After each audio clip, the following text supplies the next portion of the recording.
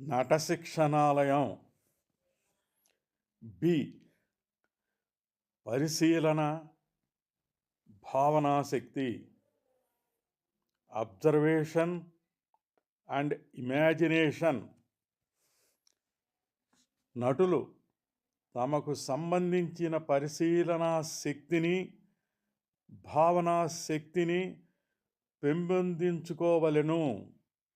మానవులు ఒకరిని చూసి ఒకరు నేర్చుకుంటారు కాబట్టి నటులు ఇతరులను పరిశీలించే అలవాటు చేసుకోవలెను.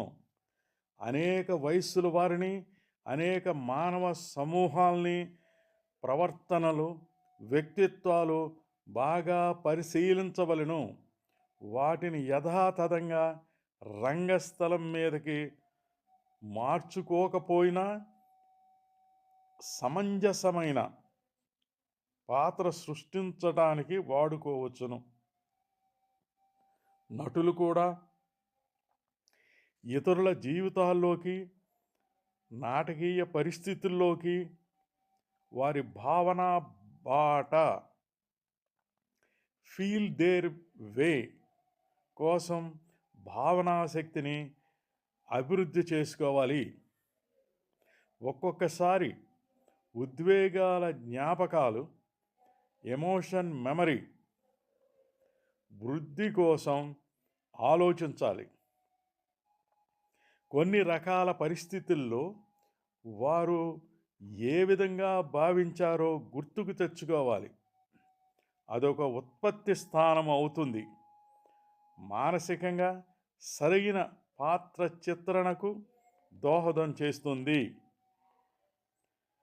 సి. నియంత్రణ, క్రమశిక్షణ.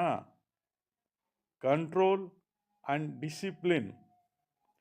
ప్రాథమిక నైపుణ్యతలను నటులు ఎంత బాగా నేర్చుకున్నారన్నది పెద్ద విషయం కాకపోవచ్చును. ఈ నైపుణ్యతలను ప్రతిభావంతంగా రంగస్థలం మీద వాడుకోవాలంటే నాటక ప్రతి దర్శకుడు ఆదేశించినట్లు నియంత్రించటం, కంట్రోల్ నేర్చుకోవాలి. రూపము, షేప్నిచ్చి సంయుక్తము, ఇంటిగ్రేట్ చెయ్యాలి. నియంత్రించటం, కంట్రోల్ అనేది సాధారణంగా నిత్యము సాధనము చేయటం వల్ల, చాలా కాలము క్రమశిక్షణతో ప్రయత్నించటం వల్ల పొందవచ్చును.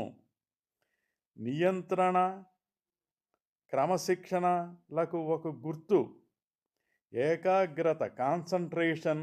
ఏ పరిస్థితుల్లోనైనా ఎవరినైనా నిమగ్నము చేసే శక్తి, వ్యాకులపరిచే అన్ని విషయాల నుంచి వేరు చేస్తుంది. నాటక ప్రదర్శనలో కొన్ని దృశ్యాలు, సీన్స్ కొందరు నటులు చాలాసార్లు నటించి ఉంటారు.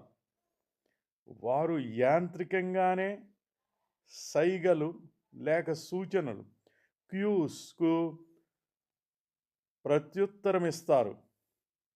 అదే ప్రతిభావంతమైన అంతుడైన నటుడు ఈ పరిస్థితులకు ప్రథమ అనుభవము పొందుతున్నట్లే భ్రాంతిని సృష్టిస్తారు. వారు ఆ పాత్రలు ఎన్నిసార్లు వేశారన్నది పెద్ద విషయం కాదు. అటువంటి భ్రాంతిని సృష్టించాలంటే నటులు వారి చుట్టూ ఏమి వృద్ధి చెందుతున్నదో దానిపై ఏకాగ్రత తప్పనిసరిగా కావాలి. సాధారణంగా మార్గంలో కాదు, కానీ దృశ్యములో ఇతరుల ప్రత్యేక వాచకములు, అంగ విక్షేపాలు, గెస్చర్స్, కదలికలు, మూమెంట్స్ మీద ఏకాగ్రత చూపాలి. మరియు తగిన సమయంలో, తగిన తీవ్రస్థాయిలో ప్రత్యుత్తరము ఇవ్వాలి. దీనికి కావాల్సింది నటులు తమకు తాముగా ఇక్కడ, ఇప్పుడు, హియర్ అండ్ నౌ చేసే రంగస్థల నటనలో నిమగ్నమవ్వాలి. డి. దృశ్య పఠనము, సీన్ స్టడీ.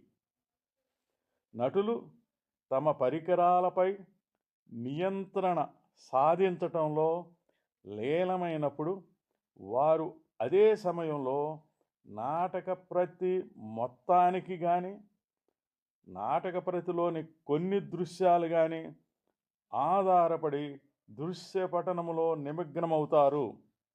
దీనివల్ల కలిగేది నాటక గమనంలో బాగా ఆసక్తి మరియు ఏ విధంగా దృశ్యాలను చిన్న భాగాలుగా వృద్ధి చేసే నేర్పు, గతివేగము, భావస్థితులలో మార్పులు గుర్తించడం మొదలైనవి. ఈ పఠనము దృశ్యములో ఇతర నటులతో నటించడం సాధారణంగా ప్రాథమికమైనది.